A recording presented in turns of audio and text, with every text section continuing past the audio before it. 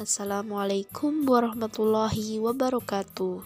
Perkenalkan, kami dari kelompok 5 akan mempresentasikan hasil diskusi kami pada topik 7 ruang kolaborasi mengenai problematika atau permasalahan serta solusi apakah yang akan terjadi jika menerapkan kurikulum menggunakan kerangka UPD sebagai seorang peserta didik.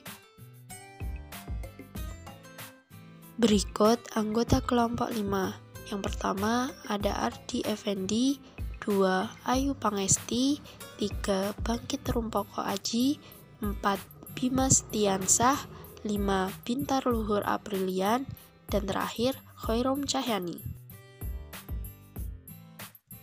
Berikut problematika atau permasalahan yang sering dihadapi peserta didik.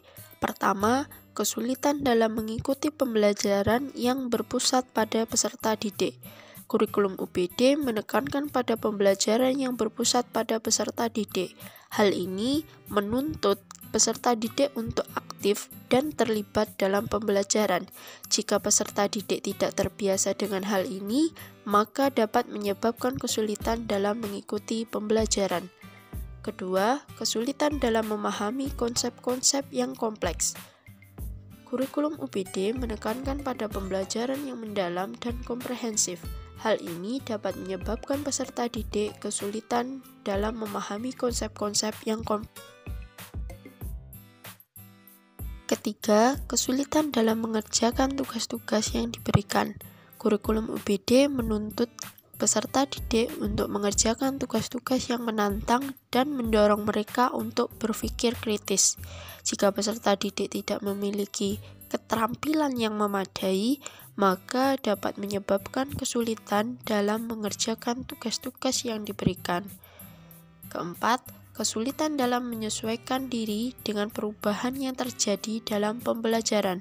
Kurikulum UPD menekankan pada pembelajaran yang fleksibel dan adaptif terhadap perubahan.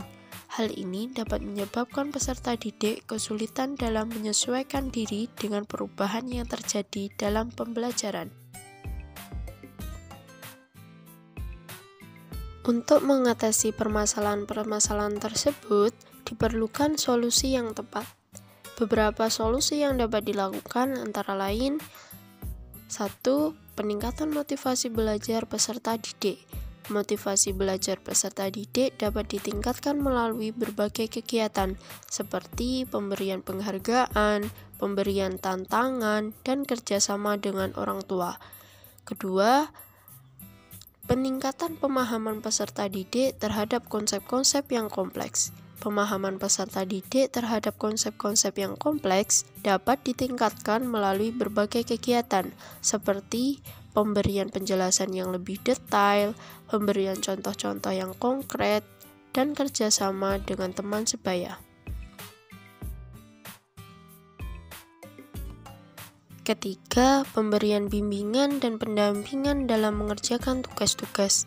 Bimbingan dan pendampingan dalam mengerjakan tugas-tugas dapat diberikan oleh guru, orang tua, ataupun teman sebaya.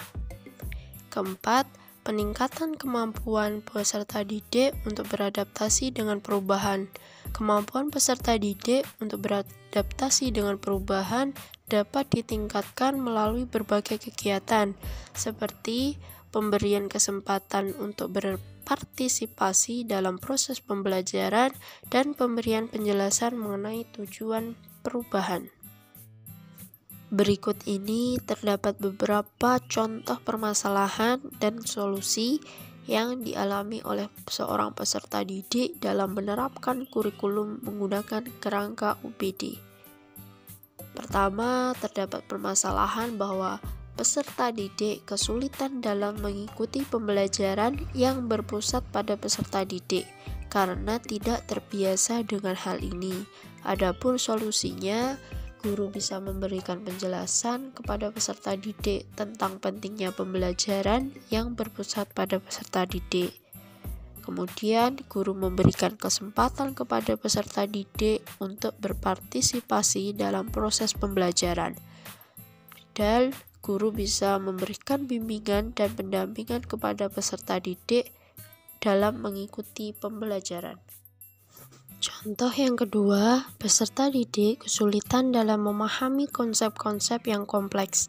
Adapun solusinya, guru bisa memberikan penjelasan yang lebih detail, guru bisa memberikan contoh-contoh yang konkret, dan guru bisa memberikan kesempatan kepada peserta didik untuk berdiskusi dengan teman sebayanya.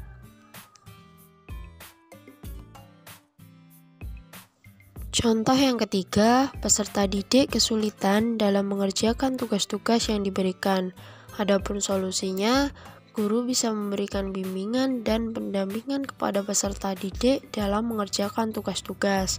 Guru bisa memberikan kesempatan kepada peserta didik untuk berkolaborasi dengan teman sebayanya, dan guru bisa memberikan kesempatan kepada peserta didik untuk meminta bantuan kepada orang tua. Berikut daftar referensi yang kami gunakan. Sekian pemaparan dari kelompok 5. Apabila ada kesalahan, kami mohon maaf. Akhir kata, wassalamualaikum warahmatullahi wabarakatuh.